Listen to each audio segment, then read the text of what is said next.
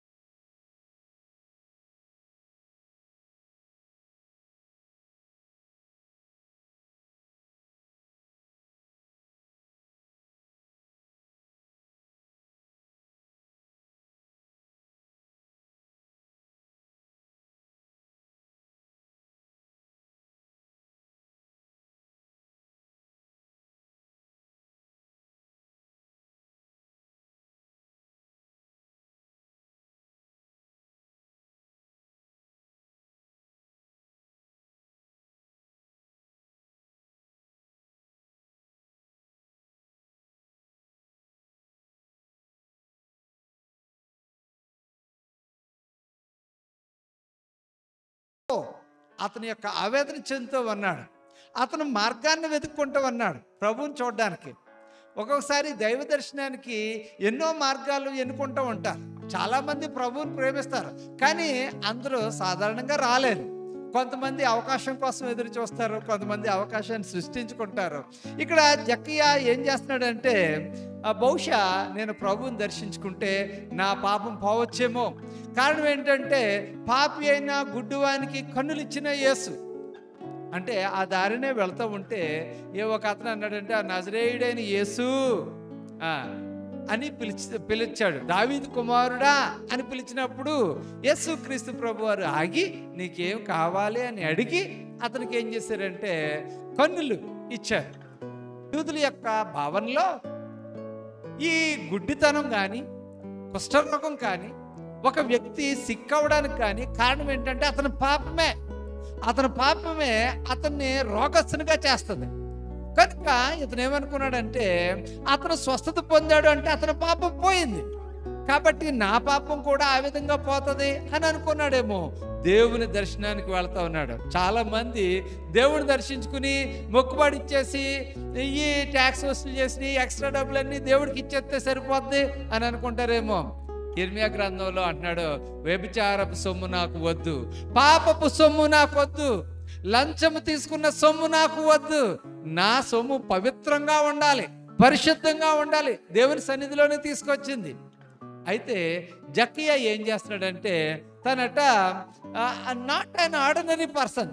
ముందుగా మనం తెలుసుకున్నాం కదా, జక్కయ్య అతను ఒక నాయకుడు, ఒక టీంకి నాయకుడు, చీఫ్ ట్యాక్స్ కలెక్టర్.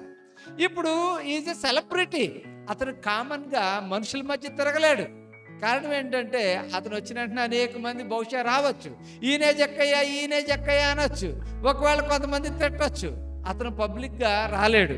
దానికి తోడు అతను ఏంటంటే పొట్టిగా ఉన్నాడు. అతను ఆకారంలో కూడా పొట్టిగానే ఉన్నాడు, గుణంలోనూ కూడా పొట్టిగానే ఉన్నాడు. ఇప్పుడు అతను ఒక ఆలోచిస్తూ ఉన్నాడు. నేను ఆకారంలో పొట్టిగా ఉన్నాను, నేను వెళ్ళడానికి సిగ్గు, మరి నేను చేసే వృత్తిని బట్టి నన్ను కొంతమంది అసహించుకుంటారేమో, అదొక సిగ్గు. అందుకని ఏం చేస్తాడంటే, సరే యేసు ప్రభు వారు వెళుతున్నారు కదా, నేను చెట్టు ఎక్కి కూర్చుందాం, ఆ చెట్టు మీద నుంచి నేను ప్రభువుని చూస్తాను అని అనుకున్నాడు. ప్రభు ఎప్పుడు ఒంటరిగా వెళ్ళడం. ఆయన వెళతా ఉంటే అతనితో ఒక పరివారం వెంట వెళ్తూ ఉంటుంది, అతనితో పెద్ద జన సమూహం వెంట వెళ్తూ ఉంటుంది. కారణం ఏంటంటే ఆయన అద్భుతాలు చేయు దేవుడు, ఆయన చక్కని బోధ చేయు దేవుడు, మంచి వాక్యం ఇచ్చే దేవుడు. అందుచేత అందరూ అనేక మంది ఆయన వెంట వెళ్తూ ఉన్నప్పుడు యేసుక్రీస్తు ప్రభు వారు జక్కయ్య దగ్గరికి వచ్చి, ఆ చెట్టు దగ్గరికి వచ్చి పైకెత్తి చూసి, జక్కయ్య త్వరగా దిగు, నేను నీ ఎంట ఉంటాను అని చెప్పారు. అంతే. ఆయన మరే విధమైన మాటలు చెప్పడం ఇక్కడ మనం చూడలేదు. చూడండి, నేను మీకోసం దాన్ని చదువుతాను. లూకా సువార్త 19వ అధ్యాయము 4వ వచనం. అప్పుడు యేసు ఆ త్రోవను రానయ్యుండెను గనుక అతడు ముందుగా పరుగెత్తి ఆయనను చూచుటకు ఒక మేడి చెట్టు ఎక్కను. యేసు ఆ చోటికి వచ్చినప్పుడు కన్నులెత్తి చూచి, జక్కయ్య త్వరగా దిగుము, నేడు నేను నీ ఎంట ఉండవలసి ఉన్నదని అతనితో చెప్పగా అతడు త్వరగా దిగి సంతోషముతో ఆయనను చేర్చుకొనెను. That's all. అక్కడ ఎంత కాన్వర్సేషన్ జరిగిందనే తెలియదు. అక్కడ యేసు ప్రభు వారు పిలిచారు. ఎవరిని పిలిచారు? ఒక ట్యాక్స్ కలెక్టర్ని పిలిచాడు. ఎవరిని పిలిచారు? పాప భీతితో అల్లలాడిపోతున్న ఒక వ్యక్తిని పిలిచారు. ఎవరిని పిలిచారు? ప్రజలలో తిరగలేకుండా ఒంటరిగా ఉండిపోయిన వ్యక్తిని పిలిచారు. ఎవరిని పిలిచారు? అతను చెట్టెక్కి ఉన్న వ్యక్తిని పిలిచాడు. యేసు ప్రభు నిన్ను కూడా పిలుస్తూ ఉన్నాడు. నువ్వు చెట్టెక్కి ఉండొచ్చు, నువ్వు గర్వంతో ఉండొచ్చు, ఎడ్యుకేషనల్గా ఉండొచ్చు, నేను దేవుని మందిరానికి పబ్లిక్గా వెళ్ళకపోతున్నాను అనుకోవచ్చు, నేను ఒంటరిగానే చూస్తాను, ఆయన వీడియోలు చూసేస్తాను, యేసు ప్రభు వాక్యాలు వింటాను అనుకోవచ్చు. యేసు ప్రభు నిన్ను కూడా పిలుస్తూ ఉన్నాడు. దేవునికి స్తోత్రం. ఆయన నిన్ను పిలిచినప్పుడు ఏం జరుగుతుంది? ఎప్పుడైతే జక్కయ్యను పిలిచాడో జక్కయ్యలో ఒక పునరుద్ధరణ ఏంటంటే రెస్టిట్యూషన్ అనేది ఒకటి జరిగింది. అతనిలో ఒక మార్పు కలిగింది. కేవలము యేసు ప్రభు పిలుపుతోనే ఆ మార్పు కలగడం నన్ను చాలా అద్భుతానికి గురి చేసింది. ఆయన హిస్టరీలో పిలిచిన పిలుపు వలన అనేక మంది మార్చబడ్డారు. మోషేని పిలిచినప్పుడు నేను నత్తివాడని అన్నాడు, అతని జీవితం మారింది, గొప్ప ప్రవక్తగా పిలువబడ్డాడు. యెషయాని పిలిచినప్పుడు ఆయన ఏమన్నాడంటే, నేను పాపపు ప్రజల మధ్య ఉన్నాను, నా పెదవులు అపవిత్రమైనవి అంటే ఆయన అన్నాడు, నా అగ్నితో వాటిని కాలుస్తాను, నువ్వు వెళ్ళు ప్రజల దగ్గరికి అన్నాడు. ఈ రోజున జక్కయ్యను పిలిచినప్పుడు జక్కయ్య ఆ పిలుపులోనే ఏమున్నదంటే ఒక పరిశుద్ధత, పవిత్రత ఉంది. ఆ పిలుపులోనే ఒక ప్రత్యేకత ఉంది. ఆ పిలుపులో పాపపు యొక్క కన్ఫెషన్ ఉంది. అతను తను తాను ఒప్పుకుంటూ ఉన్నాడు ప్రభు సన్నిధిలో. చాలా సంతోషమైన విషయం. కారణం ఏంటంటే నా తప్పులు నేను గుర్తించడం అనేది చాలా అద్భుతం. చాలామంది వారి తప్పులు వారు గుర్తించరు, ఎదుటి వారి తప్పులు గుర్తిస్తారు. దీన్నే పూర్వం గురువింద గింజ కబుర్లు అంటారు. అంటే ఏంటంటే ఒక ఆయన అంటున్నాడు, ఇదిగో ఈ బోధ వాళ్ళకి చేయండి అంటా ఉన్నాడు. మరి నువ్వెందుకు చేసుకోకూడదు? నీ కుటుంబంలో ఎందుకు చేయకూడదు? వాళ్ళు ప్రతి ఒక్కరు కూడా ఎదుటి వారికే ఈ బోధ అనుకునేలా ఉన్నారు, కానీ వారి కోసం, నా కోసం అనుకునేలా లేరు. ఇప్పుడు జక్కయ్య నువ్వు రా, నేను నీ ఇంట్లో ఉంటాను అనగానే జక్కయ్య తను తాను అనలైజ్ చేసుకుంటూ ఉన్నాడు. తన పాపపు స్థితిని చూస్తూ ఉన్నాడు. నేను నా ఇల్లు ప్రభువు నివసించే యోగ్యమైన ఇల్లుగా ఉందా? నా జీవితము ప్రభువు అంగీకరించే జీవితంగా ఉందా? ఆలోచిస్తూ ఉన్నాడు. అతను మార్పు చెందాడు. దేవునికి స్తోత్రం. అతను మార్పు చెంది ఏమన్నాడు తెలుసా? ఇదిగో ప్రభువా, నాస్తిలో సగము పేదలకు ఇచ్చిచున్నాను అని అన్నాడు. ఎంత గొప్ప విషయం! There is a transformation. Yesu యొక్క పిలుపులో మార్పు. బాప్తిస్మం తీసుకోకుండానే మార్పు, ప్రభు సంఘానికి అటెండ్ అవ్వకుండానే మార్పు. కేవలము ప్రభు నిన్ను పిలిస్తే గొప్ప మార్పు నీలో ఉండాలి. అతను ఏమన్నాడు తెలుసా? ఇదిగో ప్రభు, నా ఆస్తిలో సగం పేదలకు ఇచ్చుచున్నాను, నేను ఎవని యొద్దనైనను అన్యాయముగా దేనినైనను తీసుకుని అతనికి 4 అంతలు మరలా చెల్లింతును. ఎంత గొప్ప విషయం! ఈరోజు నేను చాలా చక్కని అంశం తెలియచేయాలనుకుంటా ఉన్నాను. ఇది ఎవరికి రాస్తున్నారు తెలుసా? లూకా తన సంఘంలో ఉన్న సభ్యులకు రాస్తా ఉన్నారు. ఆ కాలంలో కూడా చాలా మంది ఇబ్బంది పెట్టే ట్యాక్స్ కలెక్టర్స్ ఉన్నారు. వాళ్ళు అనుకున్న దానికంటే ఎక్కువ వసూలు చేస్తా ఉన్నారు. చాలా ఇబ్బంది పెడుతున్నారు. 4 అంతలు కాదు, 10 అంతలు తీసుకునే వాళ్ళు ఉండవచ్చు. ఇక్కడ జక్కయ్య మార్పు కోసం తెలియజేస్తా ఉన్నారు. అక్కడ కూడా ఒక సమస్య వచ్చింది అనుకుందాం. ఆ జక్కయ్య ఆ సమస్య ఇంచుమించుగా జక్కయ్య లాంటి సమస్య లూకా సువార్తలోనే ఎక్కువ రాస్తా ఉన్నాడు. ఒక అతను ఏమంటున్నాడు తెలుసా? ప్రభువా, నాకు పిత్రార్జితంలో పాలు ఇవ్వలేదు నా సోదరుడు, నేను కేసు వేయాలనుకుంటున్నాను, నేను చాలా మంది దగ్గరికి వెళ్ళాను, అక్కడ పని జరగలేదు, దయచేసి నువ్వన్నా ఇప్పిస్తావా ఆ డబ్బు అని అడగడానికి వచ్చాడు. చదివితే ప్రభువారు ఏమంటున్నారు తెలుసా? Religious matters. చాలామంది బయట పని జరగకపోతే ప్రభు దగ్గరికి వస్తూ ఉంటారు. నిజానికి యేసు ప్రభు దగ్గరికి వచ్చిన వాళ్ళ స్థితి ఎలాగుండాలి తెలుసా? జక్కయ్య వలె ఉండాలి, మార్పు చెందిన వారి వలె ఉండాలి. కానీ ఈ రోజున ప్రభులోనికి వచ్చి కూడా ఇలాంటి మార్పు లేని వారిని ఎందరినో చూస్తూ ఉంటాం. అంచేత కొరింథీయులకు రాస్తూ అపోస్తలుడైన పౌలు గారు చాలా క్లియర్గా తెలియజేస్తూ ఉన్నాడు, కొరింథీ ప్రజలను గద్దిస్తూ ఉన్నాడు. మీ అందరి కోసం నేను దాన్ని చదవాలని అనుకుంటా ఉన్నాను. మీలో ఒకనికి మరి ఒకని మీద వ్యాజ్యం ఉన్నప్పుడు వాడు పరిశుద్ధుల ఎదుట కాక అనీతి మంతుల ఎదుట వ్యాజ్యమాడుటకు తెగించుచున్నాడా? పరిశుద్ధులు లోకమునకు తీర్పు తీర్చుదురని మీరెరుగరా? మీ వలన లోకమునకు తీర్పు జరగవలసి ఉండగా మిక్కిలి అల్పమైన సంగతులను గురించి తీర్పు తీర్చుటకు మీకు యోగ్యత లేదా? కొరింథీయులకు రాసిన మొదటి పత్రిక 6వ అధ్యాయము 1వ వచనం నుంచి చదువుతున్నాం. మనము దేవదూతలకు తీర్పు తీర్చుదుమని మీరెరుగరా? ఈ జీవన సంబంధమైన సంగతులను గురించి మరి ముఖ్యంగా తీర్పు తీర్చవచ్చును కదా. కాబట్టి ఈ జీవన సంబంధమైన వ్యాజ్యములు మీకు కలిగినడలా వాటిని తీర్పు తీర్చుటకు సంఘములో తృణీకరింపబడిన వారిని కూర్చుండబెట్టుదురా? మీకు సిగ్గు రావాలని చెప్పుచున్నాను. ఏమి? తన సహోదరుల మధ్యను వ్యాజ్యము తీర్చగల బుద్ధిమంతుడు మీలో ఒక్కడైనను లేడా? ఎవరితో మాట్లాడుతున్నారో?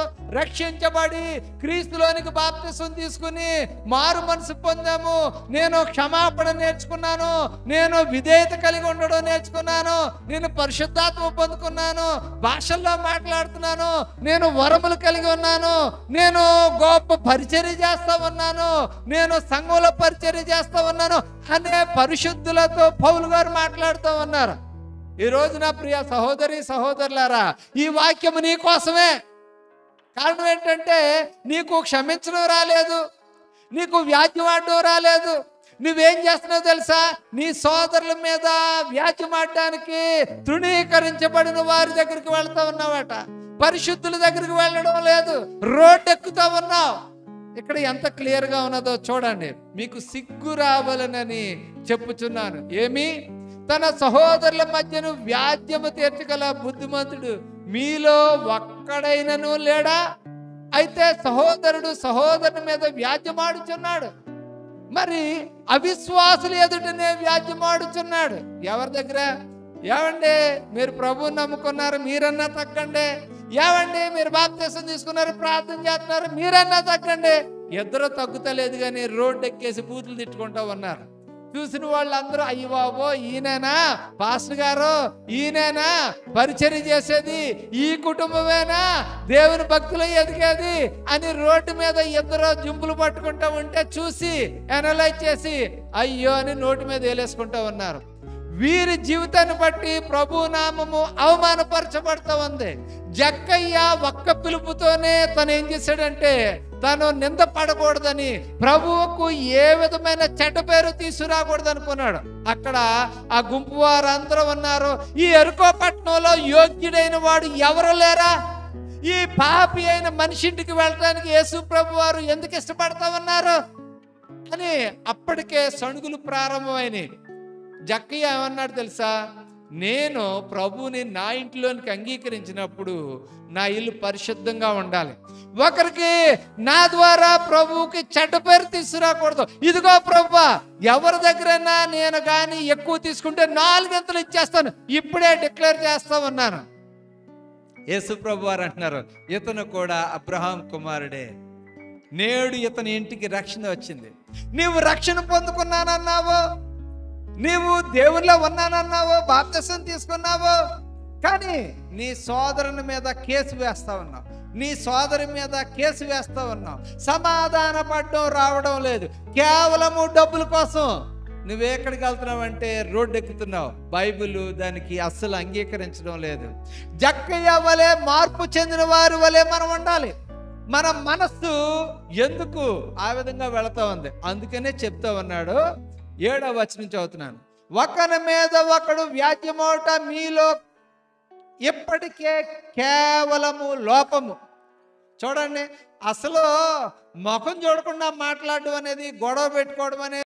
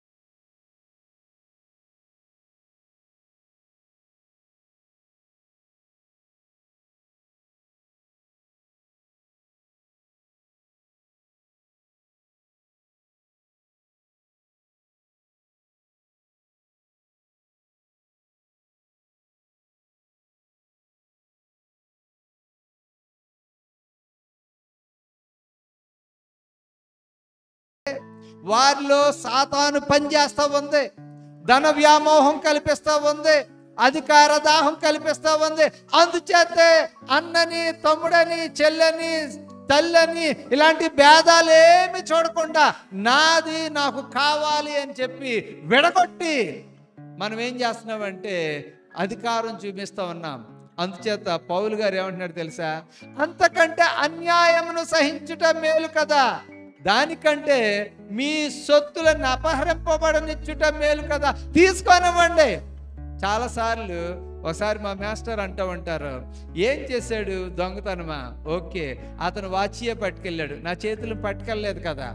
అతను బంగారం చైనే పట్టుకెళ్ళాడు, నా చేతులను పట్టుకెళ్ళలేదు కదా. అతను ఒక 50,000 దొంగతనం చేశాడు, నా చేతులను కానీ, నా ఆలోచనలు కానీ, నా వ్యాపారాన్ని పట్టుకెళ్ళలేదు కదా. దేవుడు అంతకంటే ఎక్కువ ఇస్తాడు, నో వరీస్. ఎంత బాగుంది. కానీ ఈరోజు రక్షించబడిన బిడ్డలకి ఈ ఆలోచన ఉండటం లేదు. 1 రూపాయి కూడా విడిచేది లేదు, ఎక్కడ తగ్గేది లేదు. కారణం ఏంటంటే వారు అంత అహంకారంతో ఉన్నారు. అందుచేత కుటుంబాలు విడిపోతున్నాయి, అందుచేత రక్త సంబంధాలు విడిపోతూ ఉన్నాయి. ప్రియమైన సహోదరి సహోదరులారా, ఈరోజు దేవుడు మనందరితోనూ మాట్లాడుతూ ఉన్నాడు. ఇంకా కేసులు వేయాలనుకుంటే, ఇంకా కోర్టుకు తీసుకువెళ్ళాలనుకుంటే, ఇంకా విడిపోవాలి అనుకుని ఆలోచన ఉన్న వాళ్ళతో దేవుడు మాట్లాడుతూ ఉన్నాడు. ఏమంటున్నాడు తెలుసా? అంతకంటే అన్యాయము సహించుట మేలు కదా. అయితే మీరే అన్యాయము చేయుచున్నారు, అపహరించుచున్నారు, మీ సహోదరులకే ఎలాగూ చేయుచున్నారు. ఒకసారి గుర్తించుకోండి, అన్యాయస్తులు దేవుని రాజ్యమునకు వారసులు కానేరని మీకు తెలియదా? మోసపోకుడి, జారులైనను, విగ్రహారాధికులైనను, వ్యభిచారులైనను, ఆడంగి తలము కలవారైనను, పురుష సంయోగులైనను, దొంగలైనను, లోబులైనను, త్రాగుబోతులైనను, దోషకులైనను, దోచుకుని వారైనను దేవుని రాజ్యమునకు వారసులు కారు.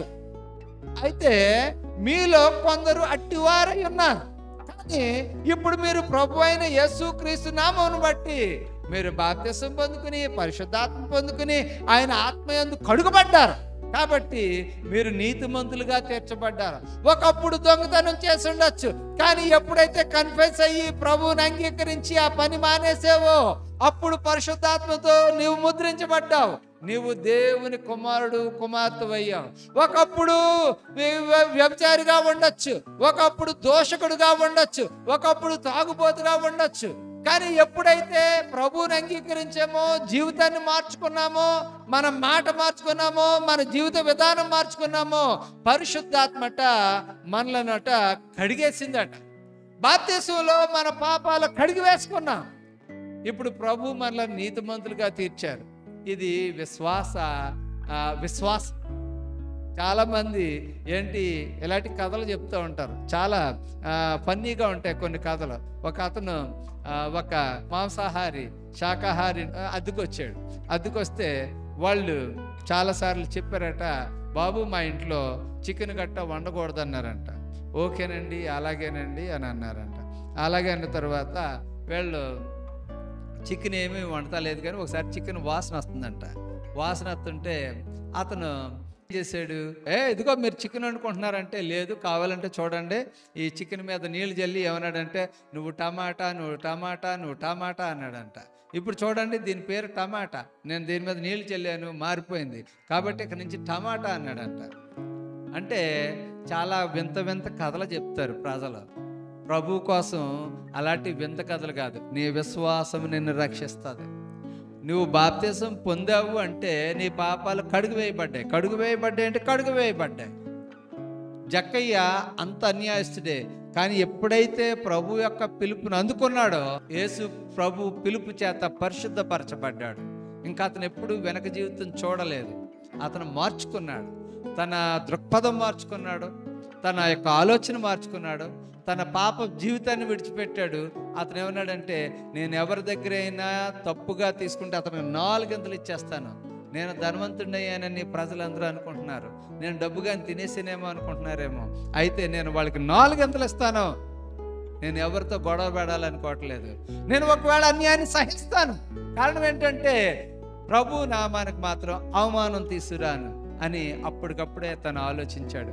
ప్రియమైన సహోదరి సహోదరుడా, మనం ప్రభువుని నమ్ముకున్నాము, ప్రభువులో ఎదుగుతున్నాము. మరి మన యొక్క జీవిత పరిస్థితి ఎలాగుందో చెప్పండి. ఎందుచేత మనం కోర్టుకు వెళుతున్నాము, ఎందుచేత మన సహోదరి సహోదరుల మీద కేసులు వేస్తున్నామంటే ఒకే ఒకటి, అధికార దాహం. నేనెందుకు తగ్గాలి, నేనెందుకు మారాలి, వాళ్ళే అటువైపు వాళ్ళే తగ్గాలి, నేను డబ్బు ఎందుకు వదులుకోవాలి, నాది. ఎవరి మీద వేస్తున్నామంటే సోదరుల మీద, సోదరీమణుల మీద అన్నట. అయితే సహోదరుడు సహోదరుని మీద వ్యాజ్యమాడుతూ ఉన్నాడు. ఈ రోజున మనం నేర్చుకోవలసిన ముఖ్యమైన విషయాలు. నెంబర్ 1, నీవు సహోదరుని మీద లేదా సోదరి మీద దెబ్బలాడకూడదు. ఒకవేళ అన్యాయం జరిగితే, ప్రభువా ఈ అన్యాయాన్ని నీ చేతికి అప్పగిస్తా ఉన్నాను, వాళ్ళకి రియలైజేషన్ ఇయ్యని ప్రార్థన చేయాలి. అంతేకాని నీవే మరి గొడవకి బయలుదేరినప్పుడు నీవు ఏ విధమైన క్రైస్తవ సాక్ష్యాన్ని నీ లోకానికి చూపిస్తావన్నావు, అదే చెప్తావన్నాడు. నీవు దానికంటే, నువ్వు కోర్టుకు వెళ్ళే కంటే అన్యాయమును సహించుట మేలు. పని వస్తే నువ్వు అది వదులుకో. కారణం ఏంటంటే క్రీస్తు పేరట నువ్వు కేకలేకు, క్రీస్తు పేరట నువ్వు బూతులు మాట్లాడకు, క్రీస్తుని బట్టి నువ్వు విడిచిపెట్టే. దేవుడు నాకు ఇస్తాడు. నీవప్పుడు పరలోకంలో అధికంగా సంపాదించుకుంటావు, భూలోకంలో కూడా నీ సహనము కనిపిస్తుంది.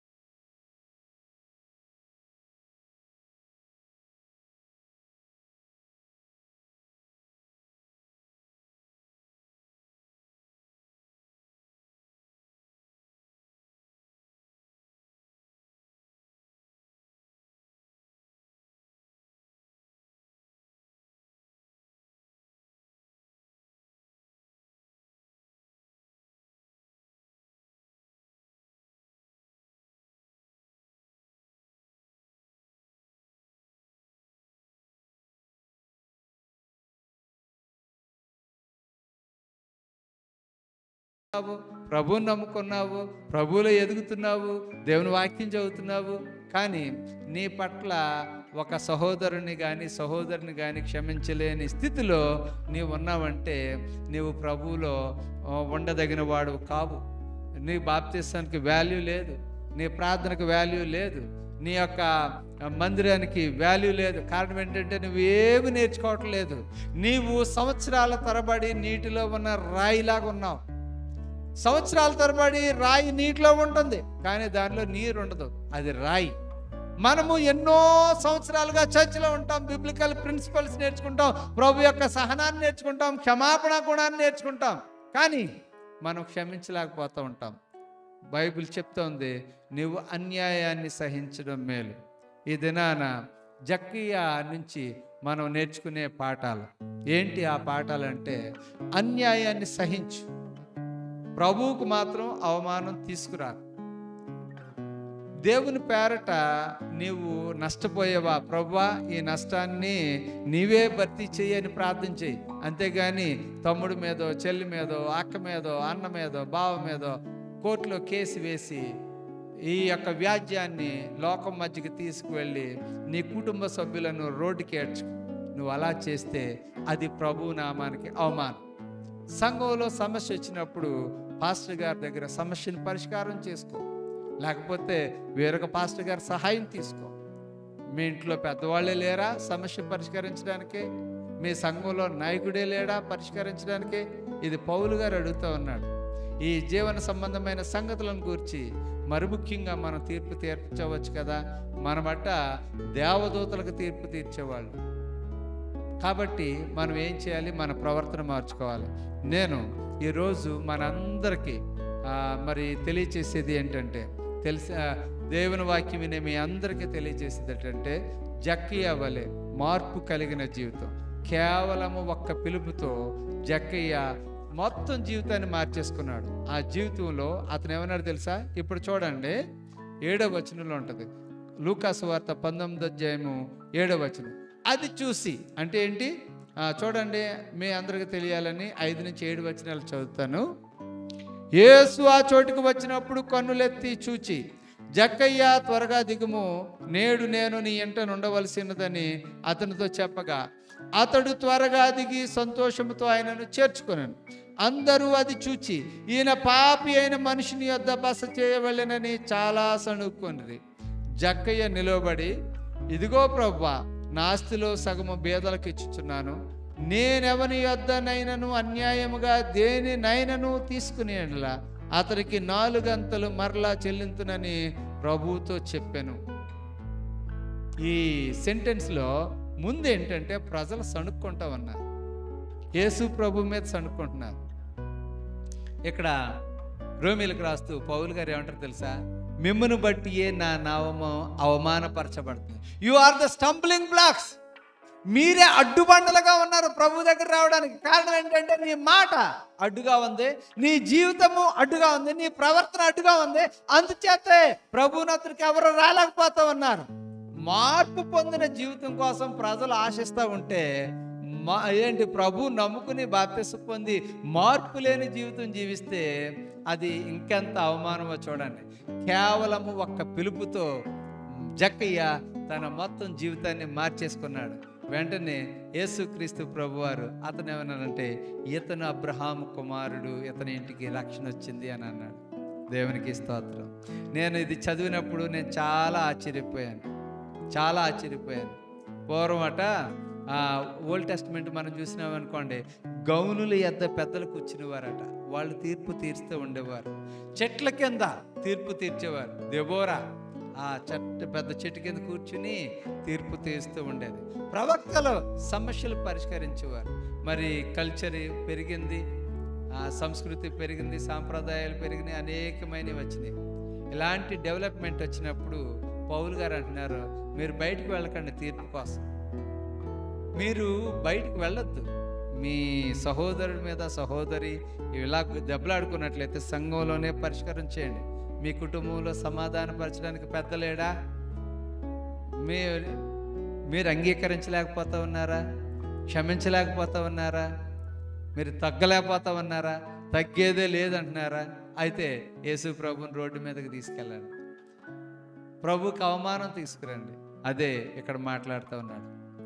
నీతి న్యాయాలకు, క్షమాపణ జీవితాలకు ఆదర్శంగా ఉండవలసిన వారు ఏం చేస్తున్నారు? ఈ రోజున రోడ్డు ఎక్కుతూ ఉన్నారు. లౌకిక న్యాయస్థానాలకి, వివాదాలకు వెళ్ళే బదులు అన్యాయమును సహించుట మేలు అంటూ ఉన్నాడు దేవుడు. ఈ దినాన మనమందరం కలిసి ప్రార్థన చేయాలి. ఏం తెలుసా? ప్రభువా, జక్కయ్య వలె మేము కూడా మరి దాతృత్వం కలిగి ఉండడానికి సహాయం చేయాలి. పౌలు గారు చెప్పినట్టుగా ఈ దినాన మరొక నిర్ణయం తీసుకుంటూ ఉన్నాను. కష్టమైన సహిస్తాను. నా సహోదరుడి పట్ల, సంఘం పట్ల, ఎవరి పట్లైనా ఎవరైనా నాకు అన్యాయం చేసినప్పుడు నేను అది నీ సన్నిధానానికి తీసుకొస్తాను, కానీ లోక సంబంధమైన వారి దగ్గరికి వెళ్ళి నేను అవమానం తీసుకురావాలని అనుకోవడం లేదు. ఆయన ఏమంటున్నాడు? ప్రభు ఏమంటున్నాడు? అన్యాయమును సహించుట మేలు కదా. దేవునికి స్తోత్రం. ఈ దినాన మరొకసారి మన జీవితాలను పరిశీలన చేసుకుందాం. నీ కుటుంబంలో చిన్న సమస్య వచ్చింది, దాన్ని పరిష్కరించుకోవడానికి నువ్వు లోకస్తుల దగ్గరికి వెళ్ళి నీ కుటుంబాన్ని రోడ్డు మీదకి కానీ తీసుకువెళ్తా ఉన్నావేమో.